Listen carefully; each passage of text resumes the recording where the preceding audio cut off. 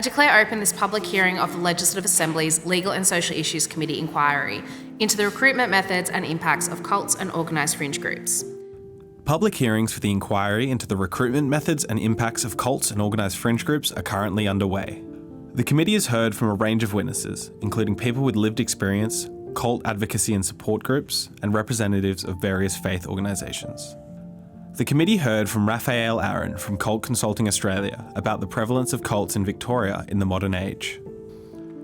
One of the most common questions I get asked is, are cults still relevant? Because people talk about the old days, the Moonies, the Children of God, questions about Hare Krishna and Hamilton Burns and all those sorts of things, and they're far gone. And even on the world scene, if we look at the stories of the past, we've got the Charles Manson story in 1969, we've got Paddy Hearst in 76, Heaven's Gate, the Order of the Solar Temple, Waco, Onchimurikyo, and these things have all come and gone. But the reality is the cult problem today is probably more real than it's ever been before. The committee was told of the impacts that coercive high control groups have on families. But yeah, the impact is absolutely huge, and and just to watch, a family member that you used to have a loving, close relationship with just slip away and not want to talk to you and treat you like the enemy is devastating. The committee also spoke with Kojo Akamea from Freedom for Faith.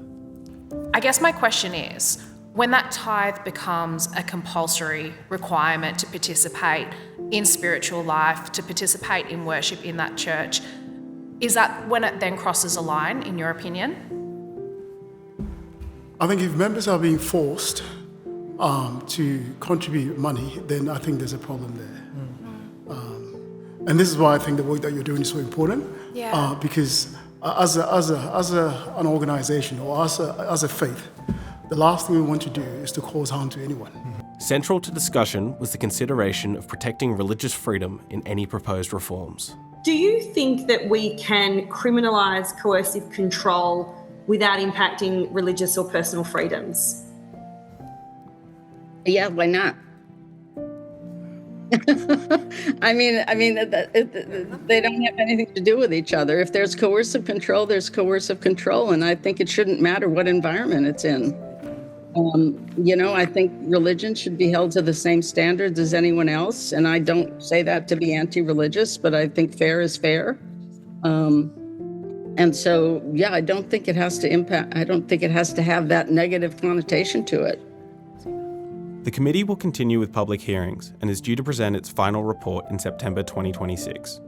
To see more of the committee's work, including the insights gained from people with lived experience of cults and organised fringe groups through an anonymous questionnaire, visit the inquiry's website.